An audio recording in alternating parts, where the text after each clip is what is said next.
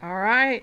How y'all doing? I'm early. Yes, I am. I admit to it. That's okay. We can work with early, right? Jackie Hughes? Jackie Hughes. Hey, Getting No No, we meet again. Hi, Kathy R. Sri Sia, welcome. All right, so we're going to go ahead. Hey, DJ, how are you doing? I had to leave the trial early.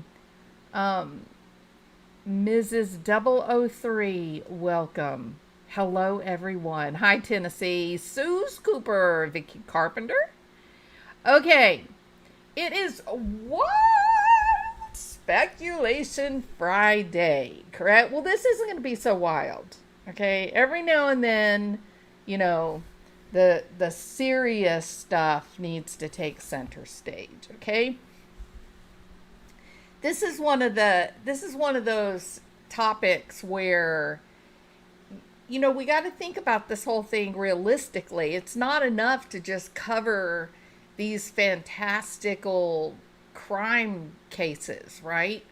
We we need to try to learn from them. We need to try to figure out, like, what are they telling us? What can we learn about humanity from these circumstances that are extraordinary and outside of what we would consider normal? And I definitely think that most people would say, when you've got what appears to be the penultimate family man doing what family men do, that when something goes off the rails and they wipe out their family, it might be wise to take a step back and look at it, not, in a dispassionate manner, to look at it in a way that says, okay, it's easy to demonize a person. It's easy to say you're a disgusting, horrible, awful creature. All of that outrage is easy, okay, because it's visceral, it's real.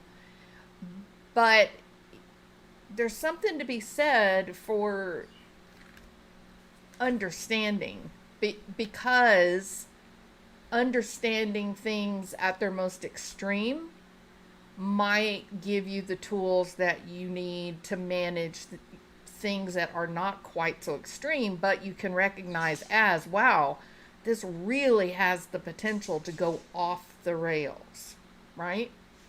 So I think any therapist or psychologist faced with a person who was losing their identity, losing their financial safety, losing their homes, losing their status, losing the respect and the love of their family of origin, their friends, the people they'd known since they were a kid.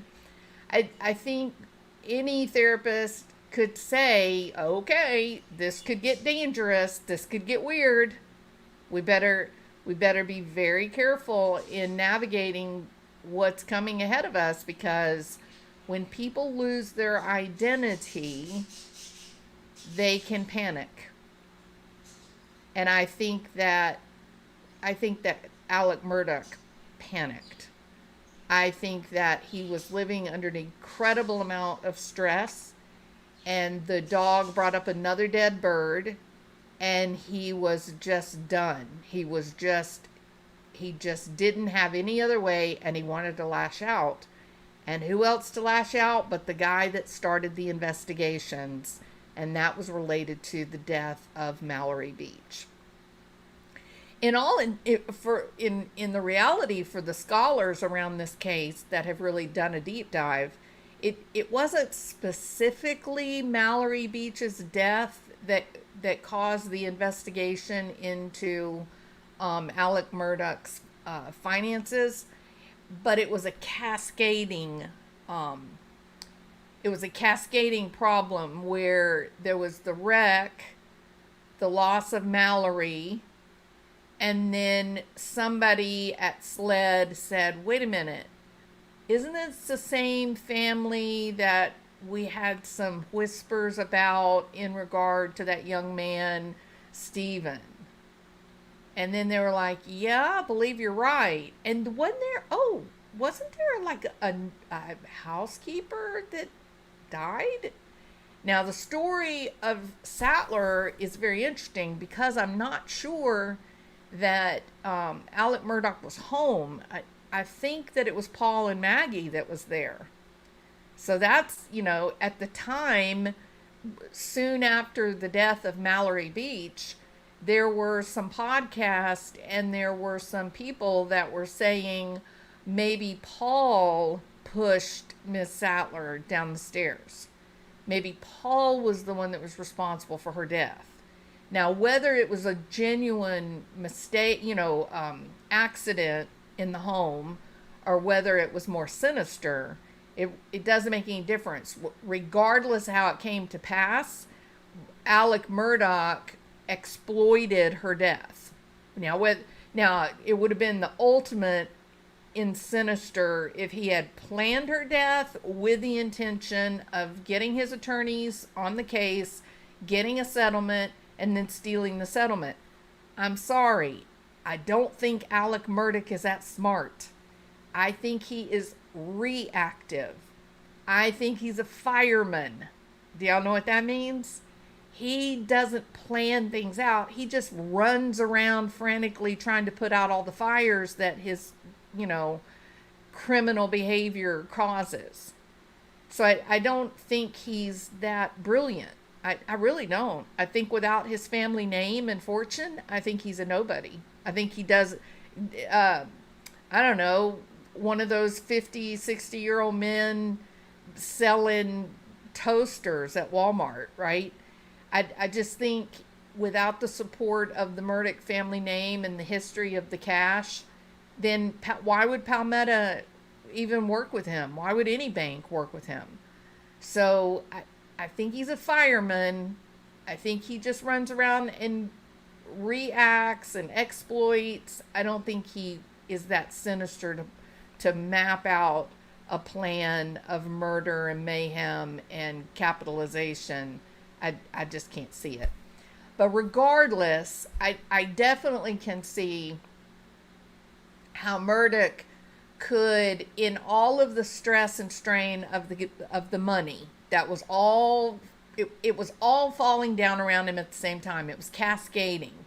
And he was losing friends. These are lifelong friends, people he'd gone to school with. He was losing them. He was losing family of origin. He was losing business partners, and they were all looking at him like he was an alien, that a spaceship had just come in and, dropped off in the middle of the room. And they were all saying the same thing, and that was, why? What is wrong with you? You stole the settlement of your clients? You stole the settlement of people that had children that were maimed for the rest of their life, people that were killed. You stole their money and gave them just a little pittance, right? Just a tiny little bit. You stole money from the law firm. You were stealing money from the bank. What's wrong with you, Alex? And it all came down at one time, right? Boom, boom, boom, boom, boom. And it was at that time that he had gone to get a mortgage on the beach house, and they had approved it and they were giving him all this money. But the problem was legally they couldn't do that. It wasn't his house. It was Maggie's house. And the farm was Maggie's farm. So it's just, he had a lot on the line. If he could have kept Maggie from finding out, If he could have gotten his hands on that cash before Maggie found out, then I believe she'd be alive today. But I think he recognized and realized they were not going to give him that $750,000 without Maggie knowing, without there being. I think that it was done at that point. And maybe I'm wrong about the chicken and the narcissistic collapse. Maybe it was that maybe it was a lot like the Barry Morphew and Suzanne Morphew situation. Maybe he went to Maggie there. Maybe that's why he wanted Maggie to be there. Maybe he wanted to say to her, hey, we're in deep. We're in trouble. You have no idea how bad in debt we are. And there's only one way out of this. And that is you got to sign over the house, the beach house and the farm to the bank and buy me some time.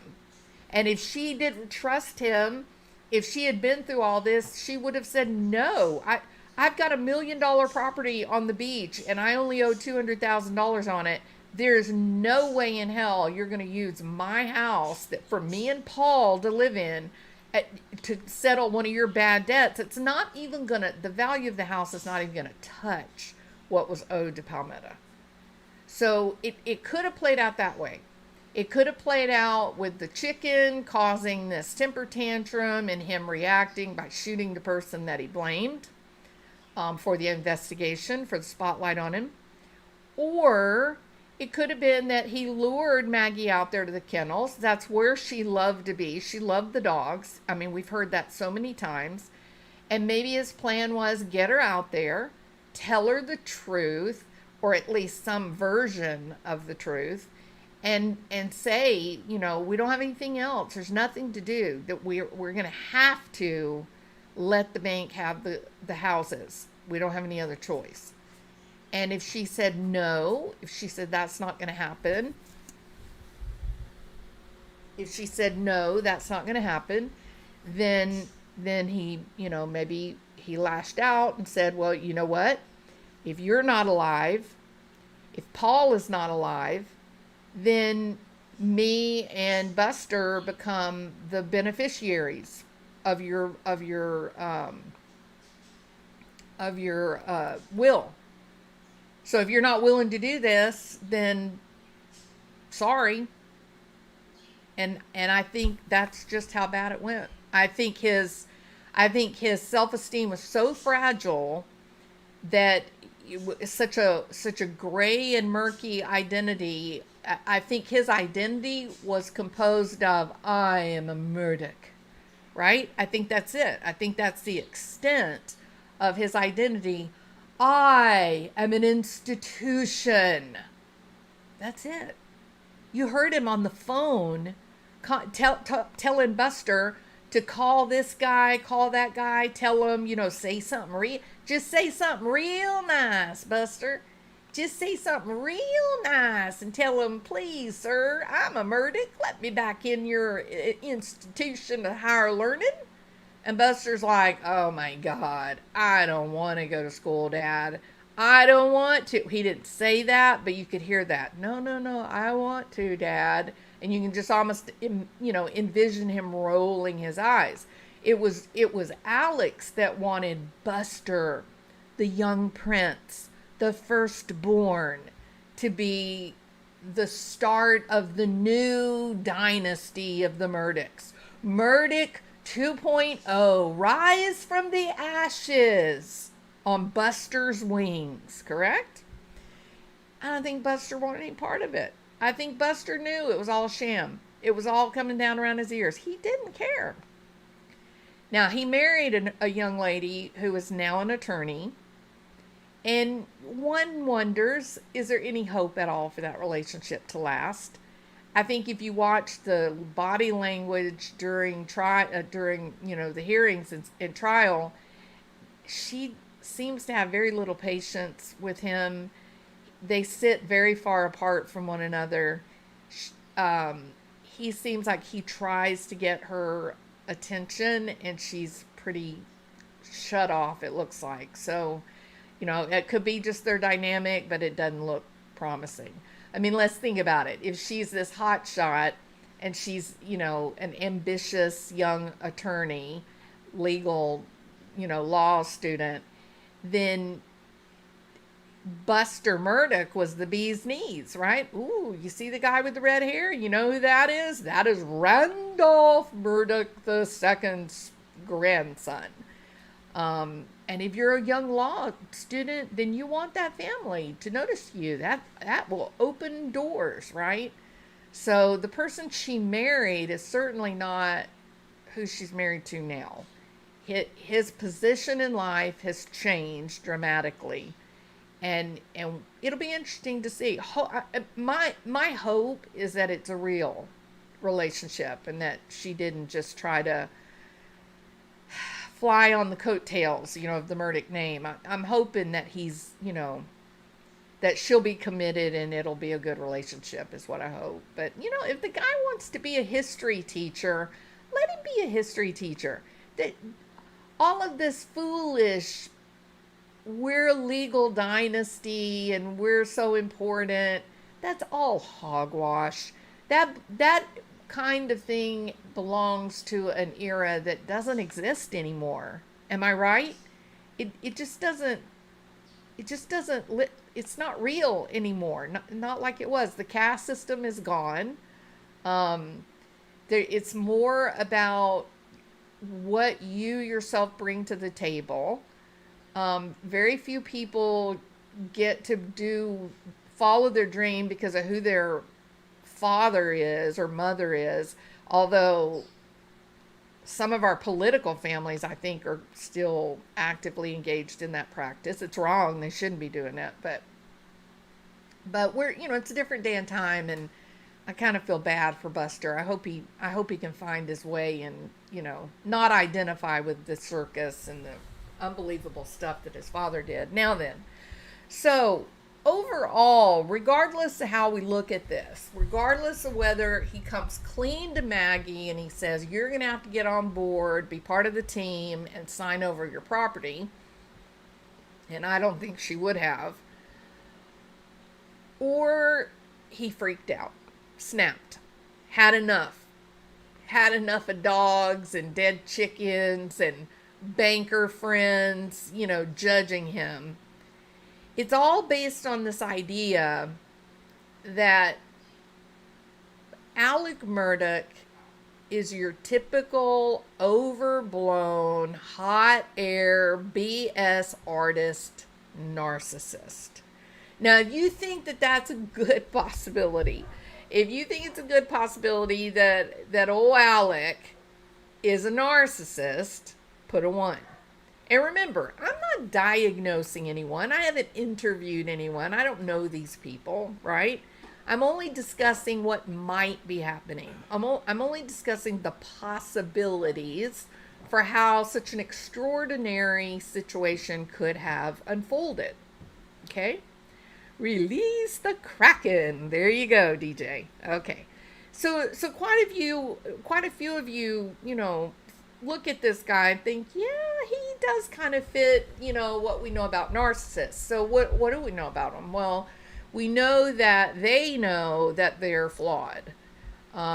They recognize that if people knew the real them, then they wouldn't be accepted. Narcissists fear at their most that they will be revealed to be the clowns or the failures that they feel they are. Doesn't mean they really are. Doesn't mean that they couldn't be successful if they, decided to live an authentic life. But that's not really who they are. They grow up in a way that they're flawed. They feel weak. They feel incompetent. They feel like they do not measure up. They grow up in a way that their baseline is to compare themselves against others. And when they compare themselves to others, they always come up short. They never seem to come out on top. And because the worst possible thing to a narcissist is that someone would find out that one is flawed. That's the worst. There's nothing worse than being revealed as being less than what you think you're supposed to be. Remember, Narcissists believe that they're born for a special reason, that the rules don't apply to them. They're different and better than others, correct? And so they build up this persona, and we call it a mask, but they build up this persona, and the one role, the one job of the persona is to hide that broken, flawed little boy or girl that lives inside of them.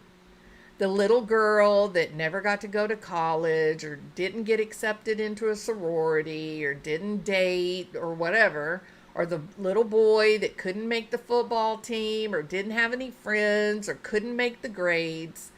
People that we all face those things. Every one of us has had to deal with, being the last person picked for the team, or your friends talking mean at you at school, or finding out you failed a test. We've all been there. It's a natural right of childhood, growing up. But if you don't live with someone who teaches you how to deal with those moments of disappointment, then you're sort of left on your own to figure out, how do I move past this? And many of those kids that don't have the healthy guidance at home will develop narcissistic traits and tendencies. Koberger looks to be exactly one of those kids. So he's flawed, and he recognizes he doesn't measure up to all the other Murdaughs, and he's feeling bad about that. But the kids at school, when Alec was a kid, the kids at school treated him like he was different because he was from a rich family. And let's face it, there's something about money that makes people crazy. Money makes people stupid. Whether you're the one that has the money, or whether you're just trying to get close to someone that you perceive has money, regardless, if you're around someone that you think has a ton of money, then it makes you be ridiculous. You change. It's a well-known phenomenon.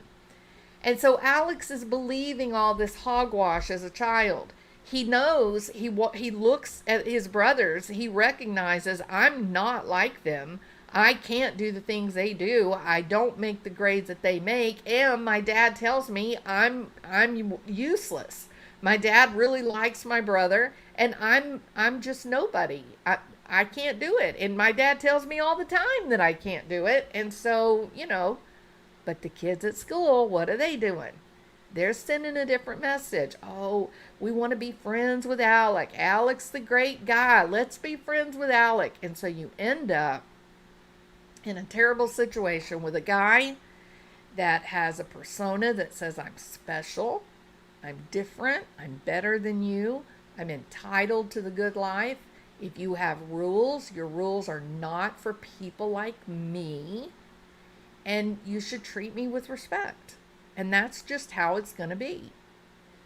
I think that he was lacking the genius that his father and his brothers had. I think he was lacking the genius, and he managed that by being friendly, by being the good old boy, being helpful to all of his buddies, bending the rules for his buddies so that they could, access that world that they might not have accessed. I think it was Alec that devised of this plan with the Lynx and Chris, his best friend, that it was him that came up with this whole Palmetto State Bank thing. And I think he presented it to the Lafitte family and his friends as, I'm going to help you guys because you're my friend, because we're buddies together. We all grew up together playing, having a good time. I'm going to use my Murdaugh name, legacy, and help me with the money, and I'll make you guys rich, and you guys can come along the ride with me. And we'll be just like we were in elementary school. Ride or die, true blue to the end. And I think that's how they did it. I think that's how such a remarkable set of circumstances that might have been common in the 1800s, but you can't even conceive of such a situation happening in 2020 with baking laws and oversight. I mean, it's just incredible what they were doing. It's absolutely incredible. And I think it was truly that vision into the past, what are you going to do with good old boys like me? And I think they were in a club together, and that's how it all got so crazy and out of control. And in the end, how many of the good old boys are in jail right now, or they're waiting for jail, right? And Alec is the one that started the whole thing, not with malice, not to try to hurt people, but because he wasn't a legal giant, and he learned how to use his aw shucks, come on boys, we'll do this together, all for one for all, I'm here to help you, we'll come along with some money and some Murdaugh influence, and we'll buy some properties and we'll make us a fortune. And that's that. What else would make the president, the CEO of a bank, say, hey, if Alex Murdaugh wants money, I am here to give it to him? That sounds insane in the year 2020. That is just insane. What would make a man do that? A wise man, a wealthy man, an intelligent man, what would make him say something so foolish? Well, what about this? Maybe Mr. Lafitte, the father, started with nothing. Maybe he had nothing. Maybe he was smart. He went to college, made great grades, had more intellect than Alex Murdaugh ever hoped to have. But he didn't have the capital. He didn't have the seed money to get started. He didn't have the influence, the family connections. But that's what Alec was good at. Shaking hands, smiling big, using that old country charm, right? And so because of Alec in the early days of using his influence to help his friend, is that how Lafitte got all his money? Is that how he becomes one of the wealthiest people in South Carolina and having his own bank? Because Alex Murdaugh made it possible through influence and seed money? If that were the case, if you were just a normal guy, $50,000 a year job, but your best friend said, I'm going to help you because I love you. You devise the plans. You're the genius. You devise the plan, and I will provide the Murdaugh money and the Murdaugh influence. And through this partnership, you got rich. It was your ideas that was funded by Murdaugh money and opened doors to people that would have otherwise never been available to you. And that's how you become a millionaire. If you're sitting on a fortune, and it was made possible by Alex Murdaugh, would that establish a scenario that if somebody says to you, why are we letting this guy go overdrawn $300,000?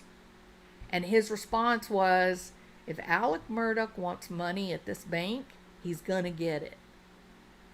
You see what I mean? So I do think Alec has this whole narcissistic problem. I believe that. And just like a narcissist, he had to cultivate a mask, a persona, what he was lacking in competence, right? He wasn't a very good lawyer, but he's a really good friend. And so he develops his persona, and he makes loyal friends. And maybe they were doing illegal things. Maybe they were. I don't know. But nevertheless, regardless of how it was managed, he made people rich in the early years. And then when he found himself in a time of need, they were not willing to betray him. But I'm certain they never imagined that he would steal the settlements of people that had been killed and maimed. I think when it all came out, they were blown away. I really do. Um, so what do we call it? If I'm right about this, if we're dealing with a true narcissist, I mean everybody wants to say, "Oh, he's such a narcissist." That's like the most overused word. But let's just say for all intent purposes, yes, narcissistic personality disorder. Okay, we're gonna roll with that. Okay. Then the very worst thing that could happen for Alec is that he would be revealed to be a bad guy, right? That's his persona. He's Mr. Good guy, Mr. Helpful, Mr. Giving of money and time and love. And so the worst thing that could ever happen to you would be if the people you loved found out that you were a common everyday thief, and you were a much worse thief than that because you stole from people that died or got harmed. And they were given a settlement to go to the surviving children, and you stole from their children. That would make you a really bad person. And so maybe he felt like, I got to stop this from being revealed. I got to do something. And I think that's where all the, money shenanigans, banking, moving fees around and whatnot, I think that's where it came into play. Was he was just trying to stay ahead of the game to stop it from coming out. He didn't want people to know. And I do think he got so crazy and weird that he wasn't thinking about, how am I going to get out of this hole? I think he was thinking about, how am I going to stop people from finding out what I am, what I have done? I think that was the worst for him. And there is this thing, it's called narcissistic collapse. I talked a little bit about this with the Amber Heard case. I talked about Amber Heard in this idea, if she were narcissistic, that was one of the possibilities. Is that why she told such a fantastical lie against basically a legend, right? An icon, a Hollywood icon. What would drive her to believe that she could stand toe to toe with Johnny Depp? I'm talking about the industry of Johnny Depp. What made her think she could do that? She was really not much of anybody, right? She knew that. She had not even really had a good movie. Not one, much less 20 years of super hits. And I think it was the same thing. I think it was narcissistic collapse. She wanted to be famous and she wanted to be rich, and she was willing to do whatever she could do to get that. And when she recognized that Johnny was done with her, he was finished, she realized that was her one ticket to fame and wealth, and she had lost the fame. I think she had given up any hope of having fame, and I think she was thinking, I got one shot at a cash grab.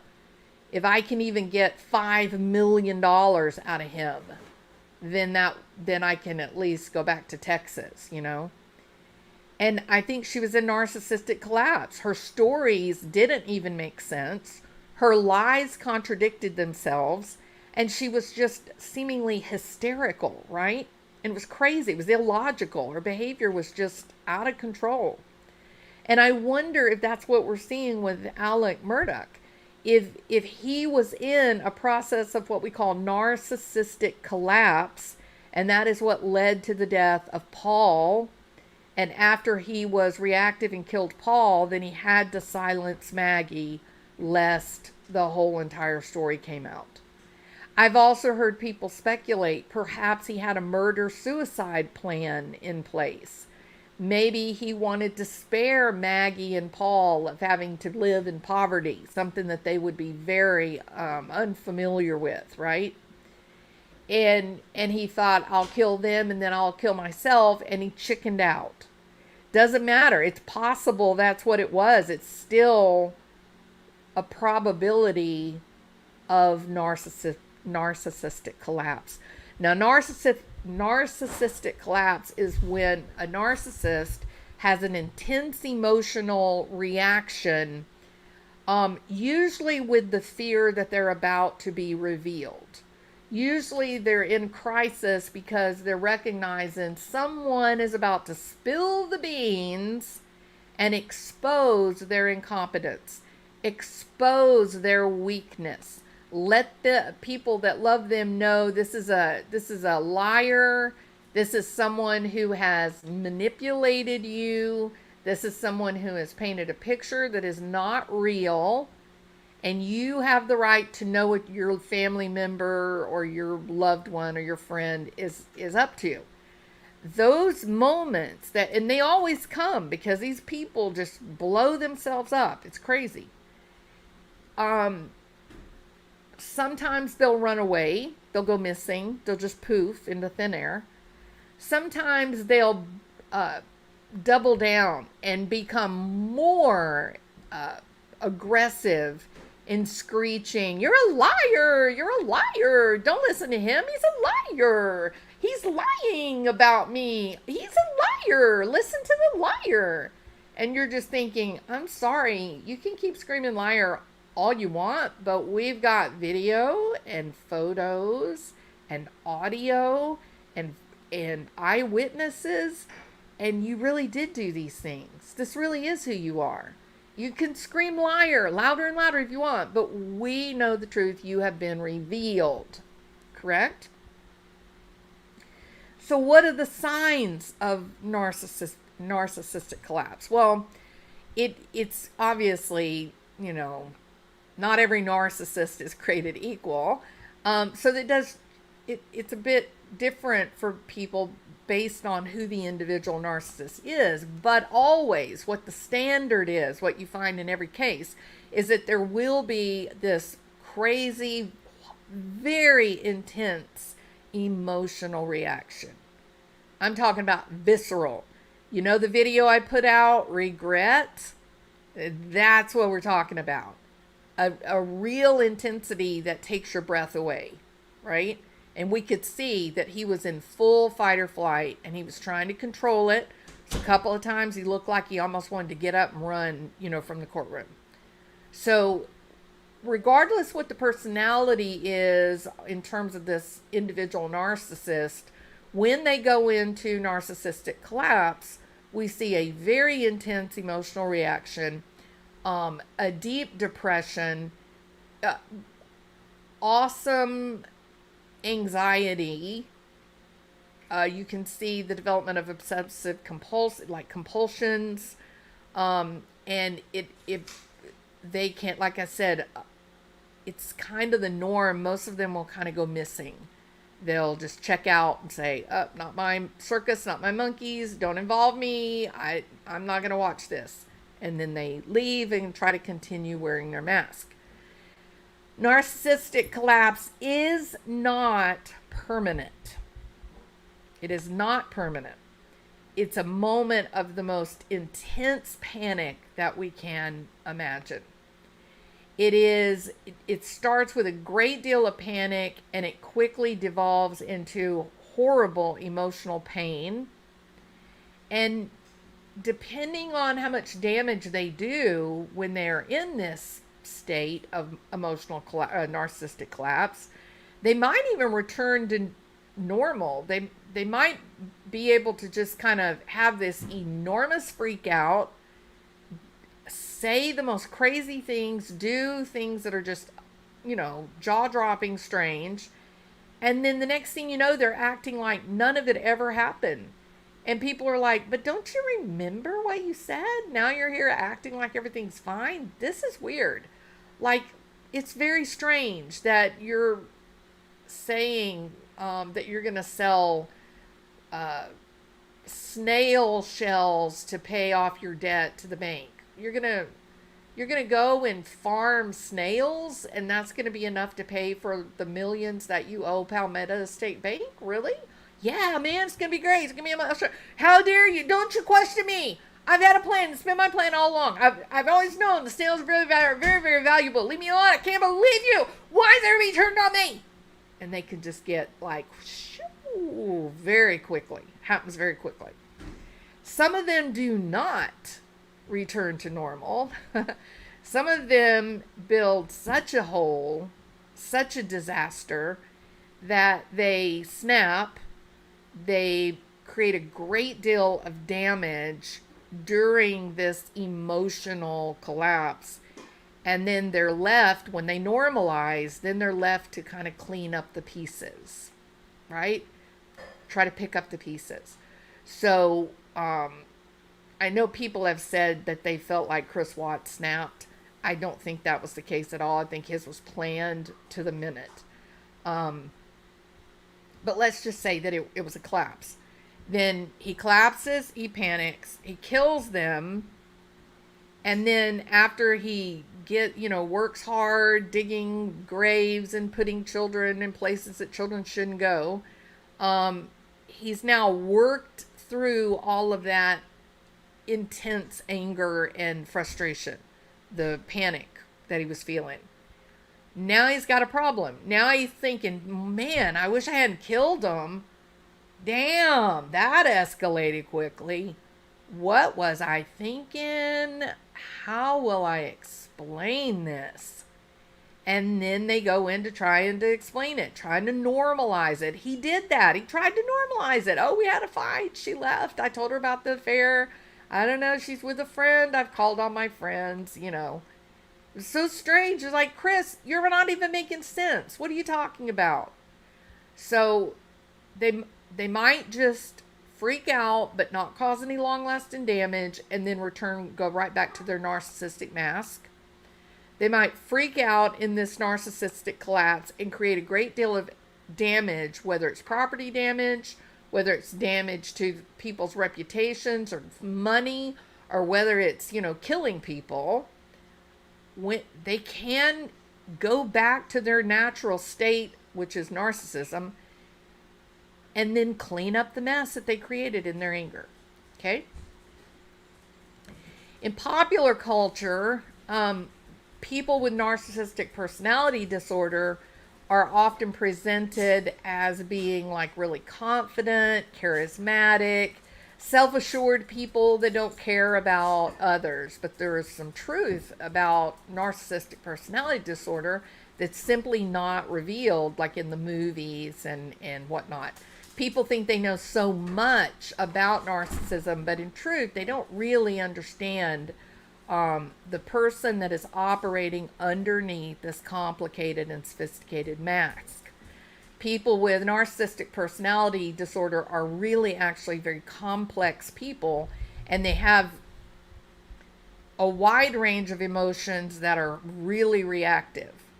They are living 24 hours a day with a mental health condition, and that mental health condition presents itself as being, the person presents as being quite delusional.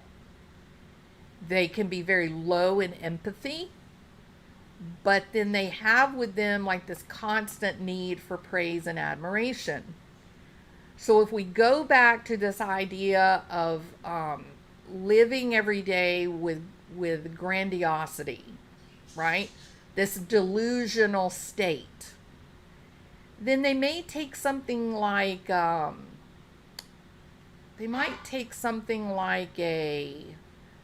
say they take a 2-hour course on how to be a life coach, right? They don't have a college degree.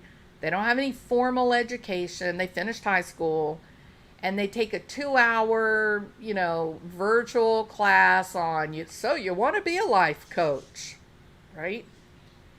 Then that person may start a YouTube channel and wear, what looks to be business clothing and begin to tell people, I'm a life coach and here is what you are doing wrong. You've got to change this and you've got to change that. I myself have faced some of the worst problems in life, and because I am a life coach, I was able to navigate it and save my life. And if you're a rational, logical person, you're watching this and you're thinking, why are you saying this? In no way, shape, form, or fashion do you even have close to the amount of training that you need to be supporting people that are dealing with mental health issues. And you never give advice That's the number one rule of psychotherapy. You don't give advice. It's not your job to give advice. That's going against the whole point of what psychotherapy is, right? But if you believe you're special, if you believe that you're destined for great things, if you are living in this delusional state that you're so smart, even though there's no real accomplishment to show that, then if you can get a certificate and then play this role, then you believe you're doing something. But, somebody who's been working in business with a Fortune 500 company for 50 years, and then they retire and start a coaching business where they are helping young professionals develop their careers. That's one specific field in life coaching. That person who's got 30 years of accomplishment as a businessman or woman, they've got a master's degree, an MBA from, University of Texas. They've got multiple master's degrees. They're watching this person with the 2-hour training certificate, and they're thinking, you're not even aware of how many lawsuits you are opening yourself up to. This person, they look at this person and they go, you're living in a delusional state. You believe that you're really accomplished, but in truth, it's no more than just an adult dressing up as in Halloween attire, right? So that's that grandiosity that I'm going to be special with no kind of like accomplishment or background supporting that. And they live in this way. Now, imagine the train wreck. You're setting yourself up for lawsuits. It could be, you could really cause someone terrible harm. You got to be really careful. That's why there's licensing for professions, whether it's psychotherapy, psychology, or engineering, or accounting. Professions, that license is a legal document that's administered by the state, and it says, this person's not pulling your leg, this person's not pretending, they're not committing fraud, we have researched everything about them, we have tested them over and over again, they're exactly who they say, and they have the skills, and people won't be harmed if they use a licensed professional in whatever the field, right? So you got to be careful of this grandiose delusional thought that very often comes out of these narcissistic personality disorder problems. Another area that people with narcissism are living in daily with a mental health condition is low empathy. It comes out in everything they do. This idea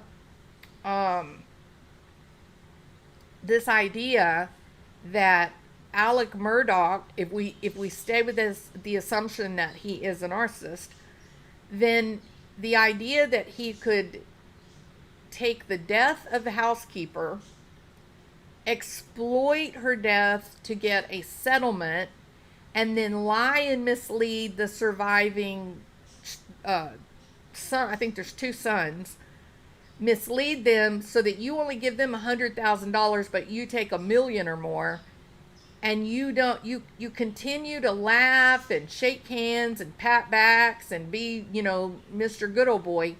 Is that not low empathy? Is that not a fairly clear indication of a person who is absolutely not feeling anything tender towards another human being?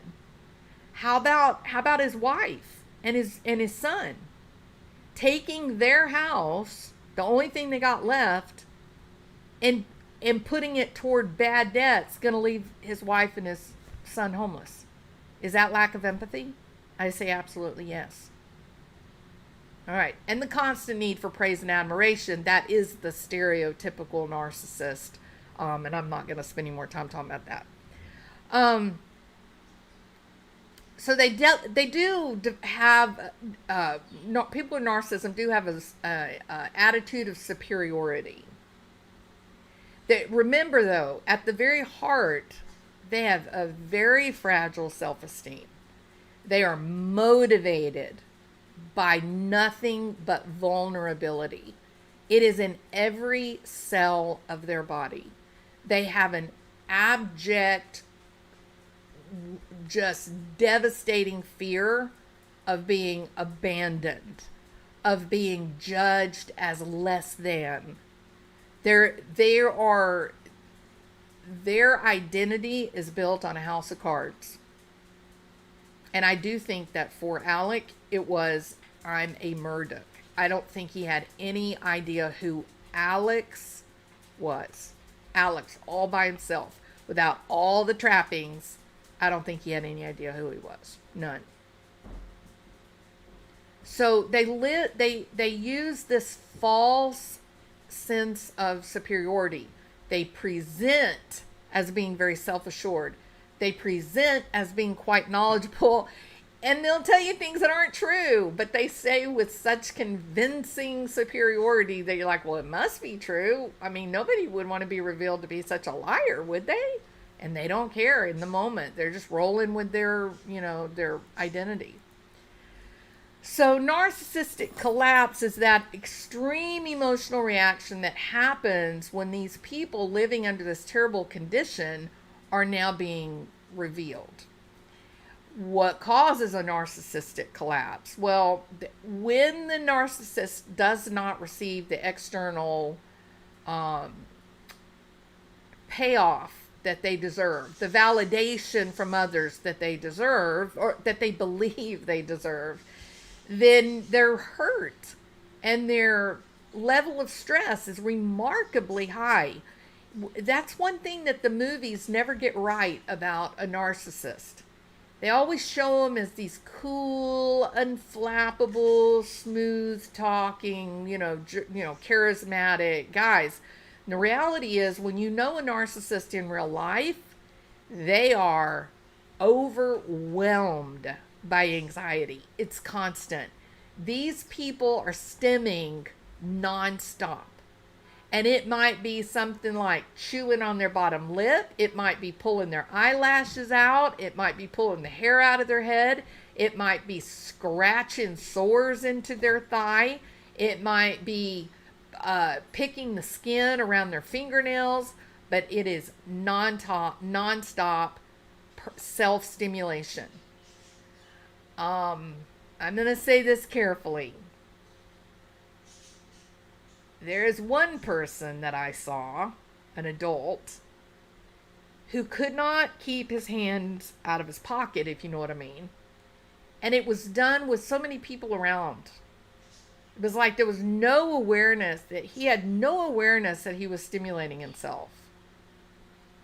So when I say the amount of anxiety they're living with is devastatingly high, to the point that it's, the level of stimming that they engage in to self-soothing to calm them is notable. Like, you can see it. It's there. You whether it's constantly putting food in your mouth, nonstop, food, or rubbing sores on your hands, whatever, they find a way to stimulate.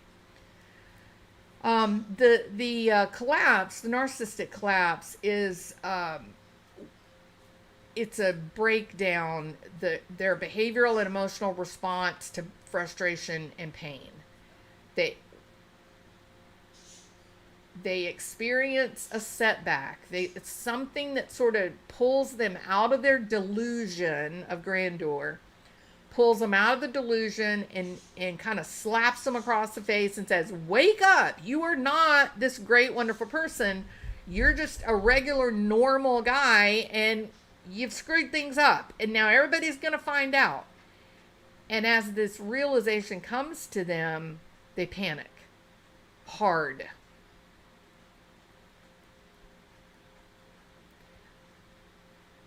Narcissists know who they are, and they're scared that other people will see what they are. they're terrified that people will see the real person rather than the mask that they've cultivated.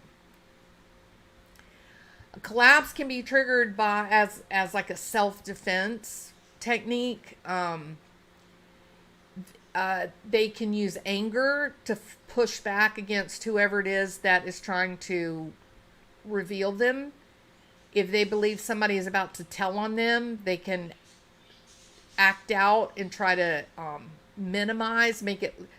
I've seen someone online, when she believes that she's about to be revealed, she goes live and starts screaming about how the person that's about to reveal her, she'll start screaming about what a liar that person is. So that then anything that that person's going to say that's true is disregarded because she made it first out of the gate saying this is a lie. So they can be sophisticated in covering their tracks and stopping people from exposing them. But in this case, there was no stopping it. There was no stopping that train that was headed towards Alec. He knew it. It was no turning back. It was over. He had been confronted by Chris, his friend. He had been confronted by the Lafitte's. He had been confronted by his partners. It was over. It was just a matter of hours even, before he was homeless, without a job, without a license, without money, done. I'm sure he was horrified. I'm sure he was terrified to a level that you and I cannot understand. The narcissist manipulation game, like I said, if somebody's about to hurl accusations at you, revealing that you stole money from someone, then if you're a narcissist, then you've got to manipulate the messaging. And so you come out first and you say, this person, let me tell you what a horrible person they are. They beat their child.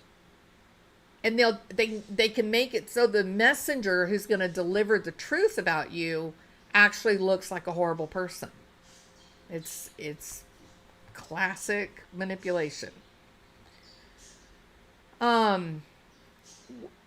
So covert narcissists and vulnerable narcissists, researchers show they're far more likely to lash out when they're experiencing a collapse.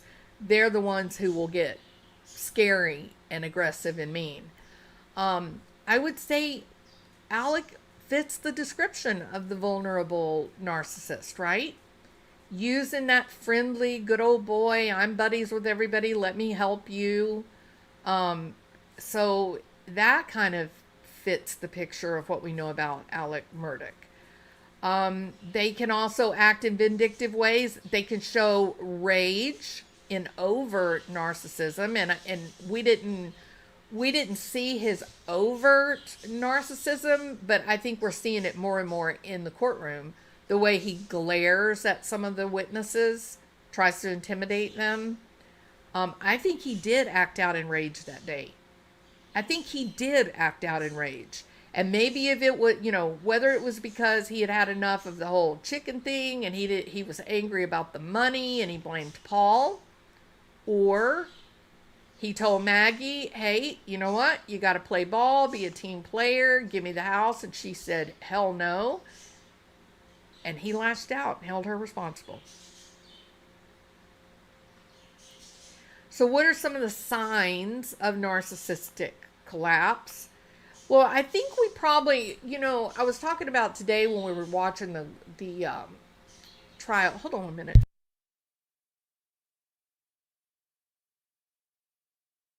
I know the birds bother y'all. We're closing the doors.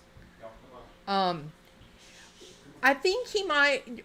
So we've guessed that the thing that caused the initial illegal behaviors, there may have been some gambling.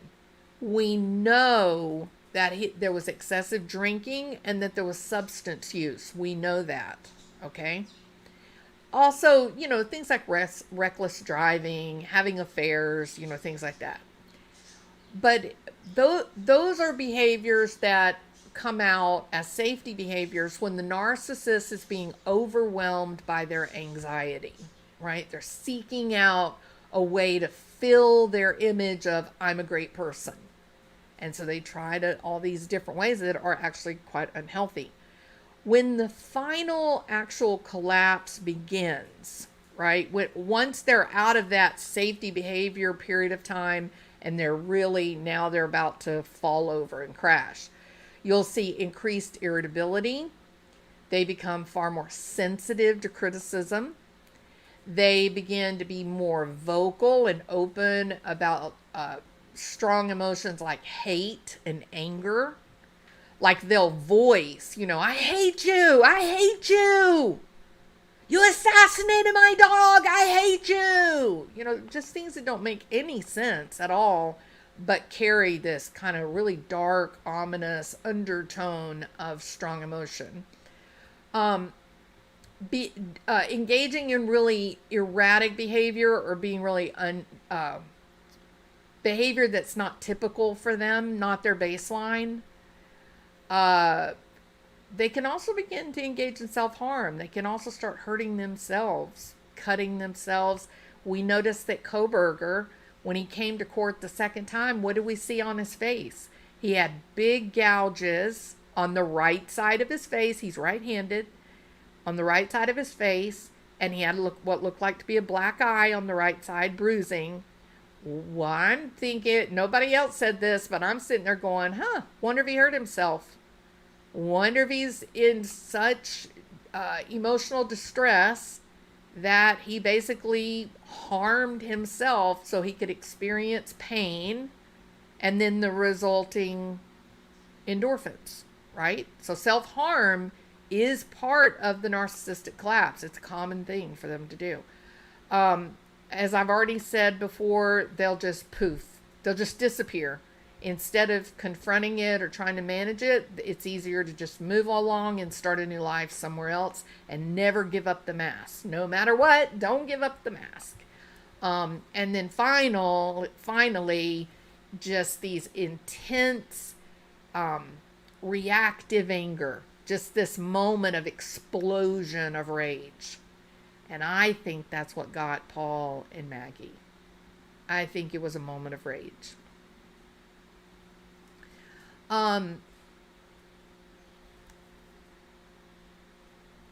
It's sad to have this moment of intense rage coupled with lack of empathy, correct?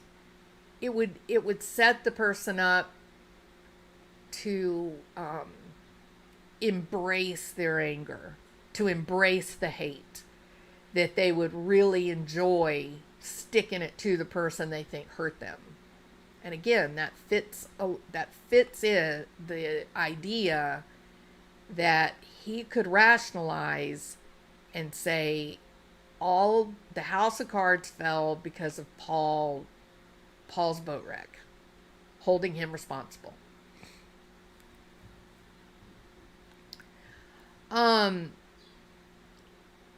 The destruction of their carefully crafted self-image is the thing they will protect the most. Not family, not love, not career, but to remain to be seen the person they are. They can go from being highly abusive, extreme violence, all the way down to complete and total withdrawal and ghosting. And there are some ways to predict how they're most likely to act. If they're overtly narcissistic, that is correlated to violence. If they're a covert narcissist, or more importantly, a vulnerable narcissist, then you're much more likely to see them withdraw and try to avoid confrontation. Not because they're sweet, but because they don't want to give up the mask. And if they get into a confrontation, then someone might expose them. And so it's better, play it safe, get away from them. So anytime you're dealing with what you think may be overt narcissism, you have to be very careful.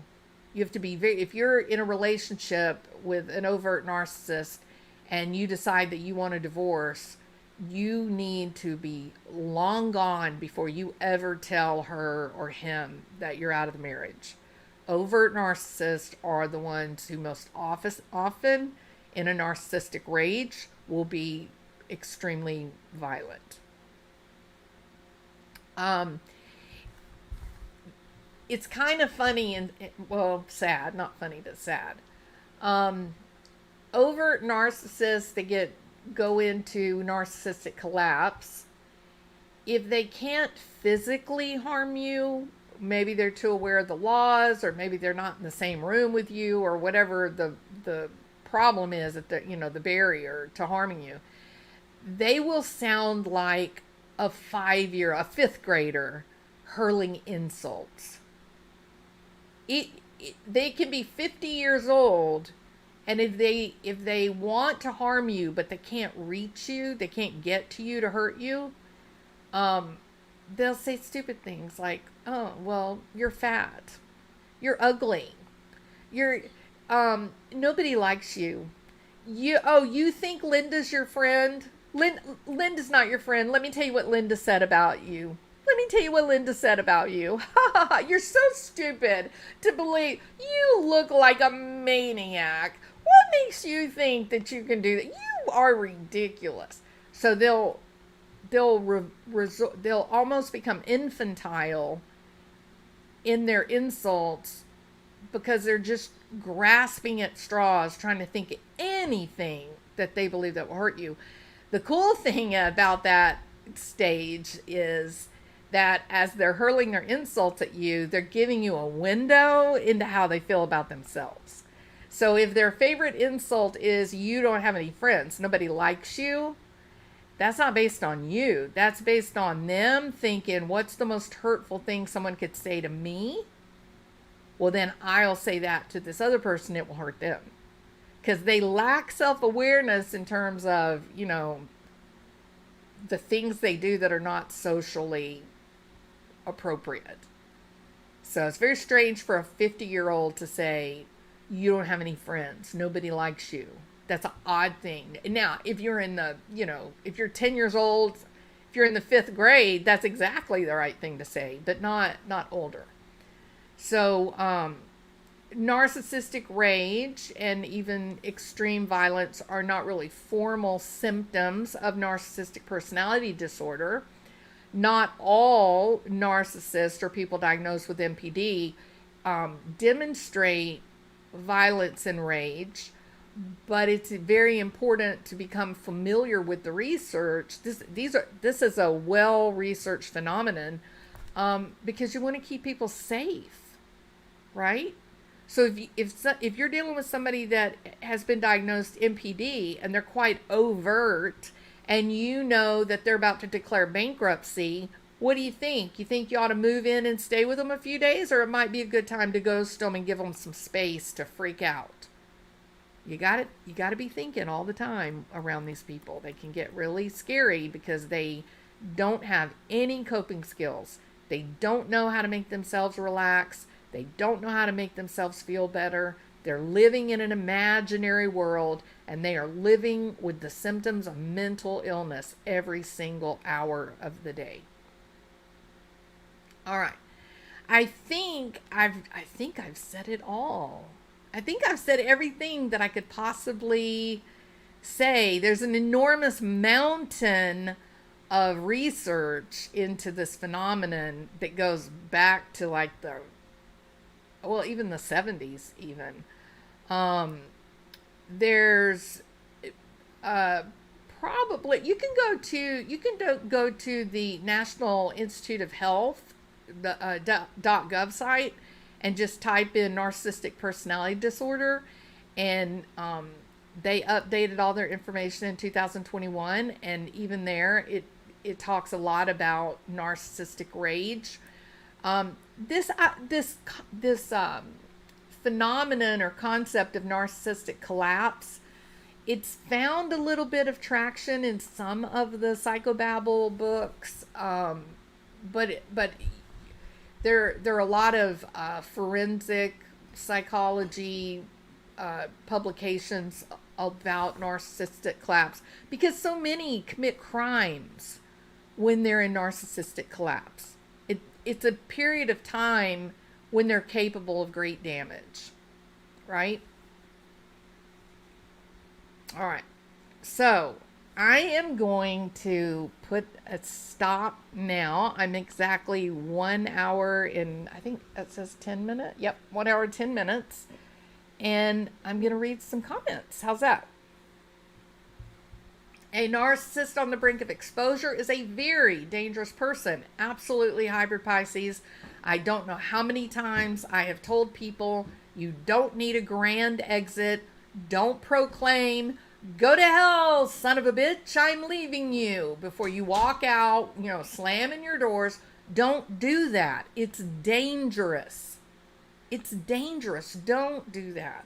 Protect yourself. Put you some money together quietly. Find you a friend's house to go hide out for a little while. Talk with your HR at work and explain to them that you're trying to go through a divorce and that you want your name and all your information taken down off of the company website. Don't accept phone calls from people that are asking for me by name. And put your boundaries, your safeguards in place before you leave. Once you're gone, you're hidden somewhere, you're safe, then you can send a letter in the old-fashioned mail and say, we're done, buddy. Finish with you. My attorney will be in touch with your attorney, right? And then don't talk to him anymore, ever, again. Be done.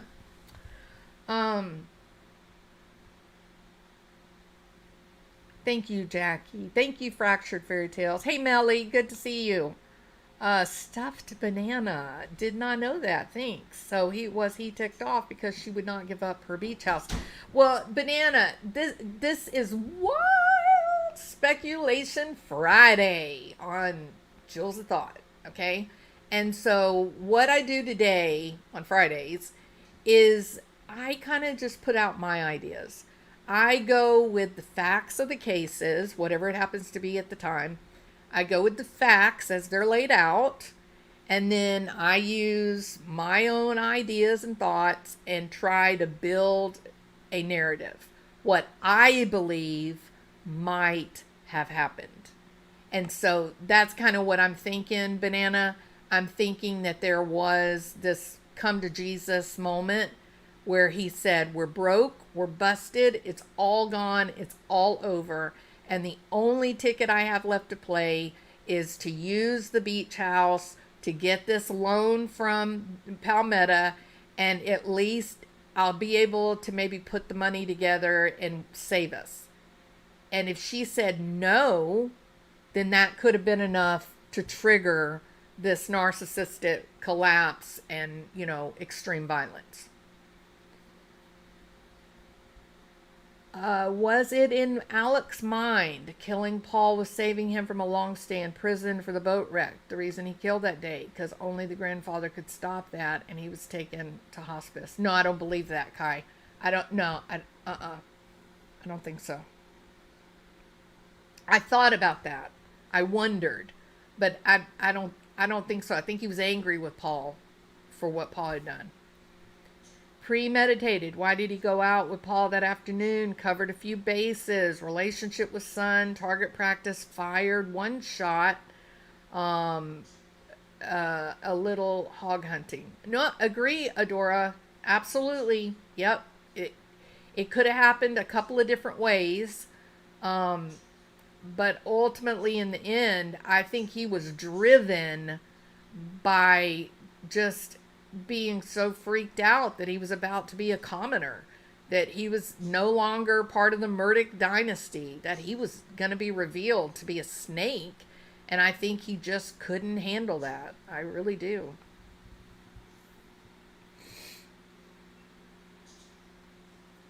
Oh yeah, Tommy Larson. It was a shockingly horrific moment, which is part of the reason why, Tommy, I think that it was narcissistic collapse. I think he acted with complete and total abandon. I think he gave in to the urges of this intense rage. I think all of his fear and shame and guilt, I think every bit of it got focused right on Paul, because Paul is the one who got the spotlight turned on the financial part of the family. And he could have rationalized and blamed it all on Paul. If you had just not gotten drunk, if you had just not killed Mallory, and that's what I think. I think Paul and Maggie paid the price for what Alec himself had actually been doing for who knows how long. I mean, some of that financial misdealings went all the way back to like 2015.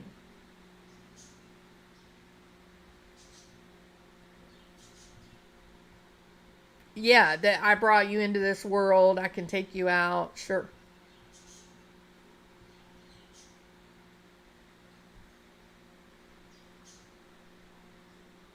Yeah, I'm sure, Kai, if we were to really get into Maggie's background and history, I think she might have come from an equally powerful family.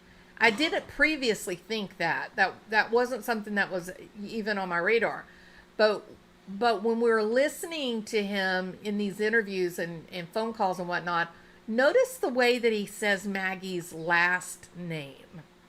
He spits it out like it tastes bad. You know what I mean? There's some resentment there.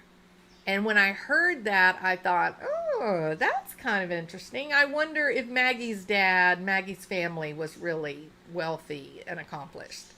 So that might be the next rabbit hole that I go down, is to see if I'm right about that. Because he did let some venom slip out where Maggie was concerned. But boy, he blew it up too, right? She's great. Paul's great. Greatest people ever. Great, great, great.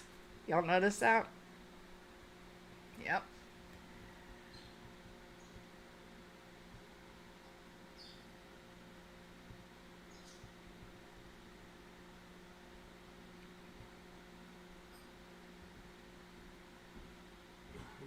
Yeah, I think so. I think you're right, Kathy. He was hiding money for himself using Maggie's name. She was nothing but a tool. There's that no empathy, right? Zero empathy. Sounds a lot like it, doesn't it, Alma? I know someone that has purses that are worth over $40,000 and not just one. Hermes. Are they Hermes? And not just one, but multiple. But then again, that person is wealthy. I wonder if he blamed Maggie because it was hiding money for her that got him caught at work. Maybe that's what he looked. Maybe that's how he looked at Paul and Maggie. That in the beginning, when he made these decisions with the money to hide it, that he thought he was being a good dad and trying to save resources for the family. But then when it all came out and got him in even more, because it's always the cover up, right? The cover up is always like the one that ends up with big prison sentences. And then he thought, y'all did this to me. Paul and Maggie, you guys did this to me. If it hadn't been for you two, me and Buster would be fine.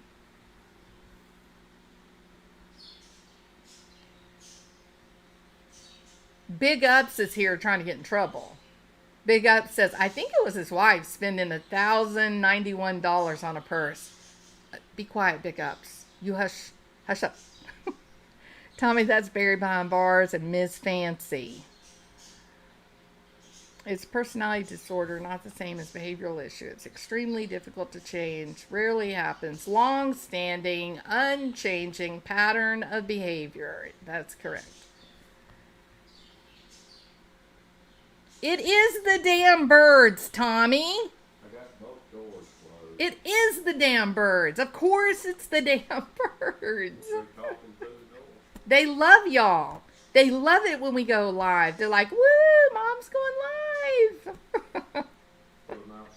And it is the strangest thing. It doesn't matter where you are in the house. You can hear them. It's so strange.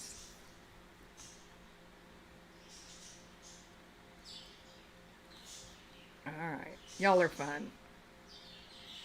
Okay, what do you think? Does it make sense, or am I way off base? Aw, thank you, Jackie Hughes. I love them too. It is Barry. Big ups. Don't you know Barry hates that?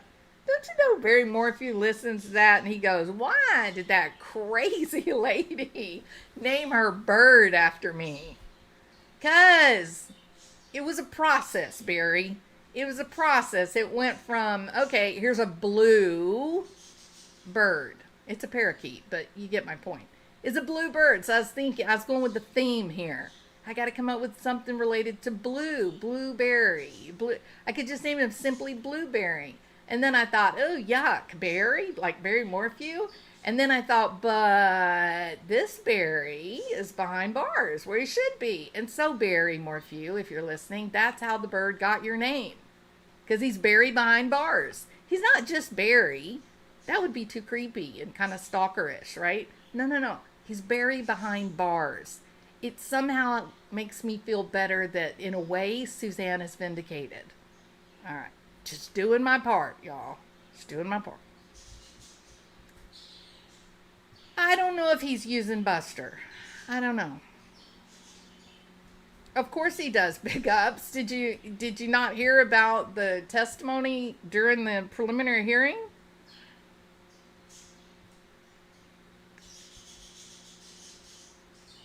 See? They're telling you all about it right now.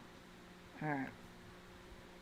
Yes, for those of you that don't know the story of Barry behind bars, I was outside on my patio or my balcony, and all of a sudden there's a damn bird flying right in front of me, and I'm like, what, does the bird have like rabies, or this is not natural?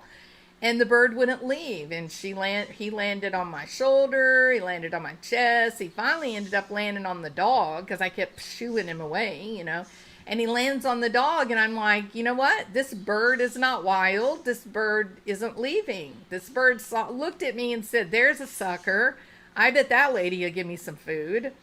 And so then my husband and son went to Petco and bought a cage, brought the cage, and we put the bird dived into the cage all on his own. Like, he was like, cage, and ran to jump in the cage. He was so excited. He was purring.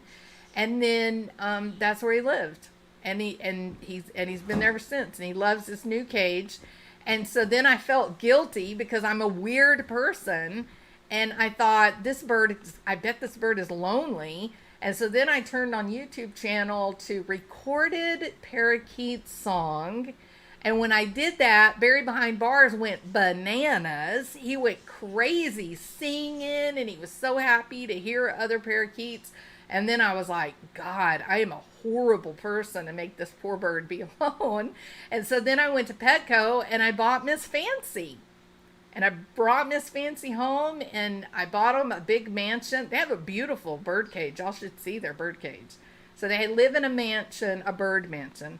And they had a wedding, and there's even a video up on my channel of Barry and Miss Fancy getting married. And that's it. And now they live happily ever after, and they're famous YouTube birds. And that's it. That's the story. For the firstborn son, that kid's going, yo, be the one to carry on the name. It's too narcissistic to let the bloodline die. Yeah, I think you and I are definitely on the same wavelength, Queen of Hearts. Yeah, I think it all became about, I gotta save Buster. I need to save Prince Buster because he's the end of the name line. He's the last hope for the Murdaughs. Leave my boy alone. Yeah, I kind of think that was what was happening. Margie Dazzler, cute story about your birds. Thank you, Margie. My grandson is the first son to the 8th son. Wow. Is your name Harry by any chance? Does your wife call you Has?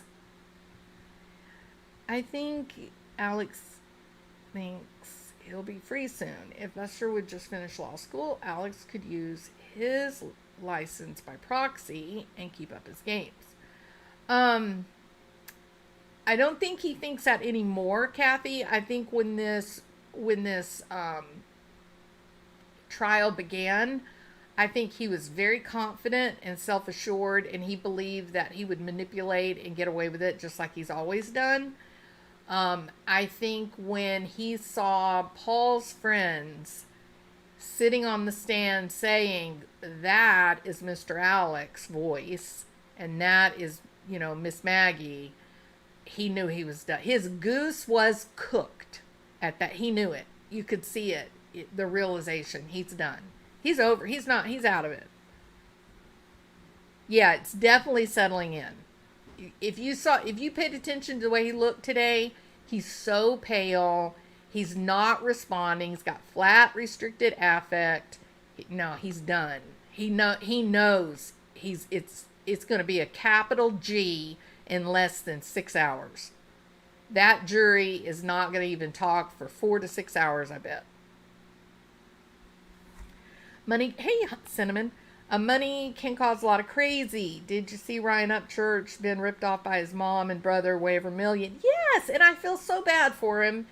I know there's a lot of people don't like him. Don't come at me, okay? It's just like damn Barry behind bars, and I go and buy him a wife because I got a lot of empathy and I feel bad. And so I feel bad for him because money makes people crazy, and he made a lot of money, and he's ended up surrounded by crazy people, including his mom, and they've exploited him, and he's pissed off now. And it's bad, and he needs to get it together. Ryan, if you're listening, I know sometimes you do watch the videos. Get it together, buddy. You can't go your whole life being angry. Don't be that guy. Let it go. They did exploit you. Now you've learned you got to set some, healthy boundaries. But man, let it go. Don't be angry anymore. Let it go. You don't do it. Don't ruin your life. No, you got to find your happiness. Find your happiness. All right, done. My work here is done. Okay.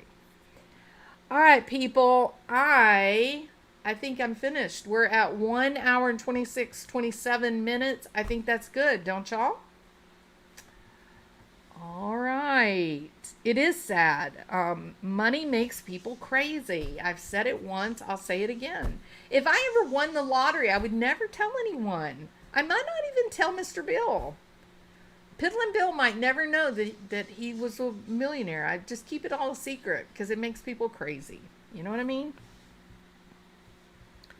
Was an amazing fall from grace. We see it more now with all the digital evidence, but this all is as old as the hills. Fractured fairy tales, 100% agree with you. Yes, that's what I said. When I get into this story with the murders and the money mishandling and all that, it's just Shakespearean. It's crazy how many people were hurt. Not just the Murdaugh family, but the Palmetto State Bank, the Lafitte family. Yeah, it's crazy. It's a crazy story. Truly crazy. As crazy as the Lori Vallow thing. It's crazy.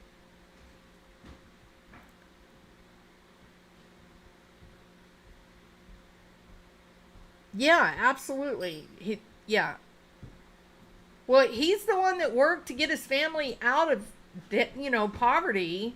And what did she do to get them out of poverty? Nothing. In fact, she looks like she's trying hard to get them back in poverty. It's kind of sad, but anyway, not my circus, not my monkeys, right? All right. Well, it kind of is because he's, Okay. Thank y'all for being here. Y'all are sweethearts. I appreciate you. I hope that you will share the video on your social media, because YouTube is only sharing like the big name ABC, CBS little clip channels. It's terrible what they've done. They're trying really hard to kill the individual creator. I don't mean literally, I mean figuratively. The channel. Kill the channels of individual creators. So the only way to do it is for you guys to put out the content on your channel. right? That's the only way to do it, is to get it out, spread around. Please leave your shopping list under this video. That helps with the algorithm. If you leave a comment under the videos that you're watching, in some respects, that's more valuable than making a super chat. So please do that. If you haven't subscribed, I hope you will. It's a formal invitation. And other than that, I'll see you tomorrow. Bye.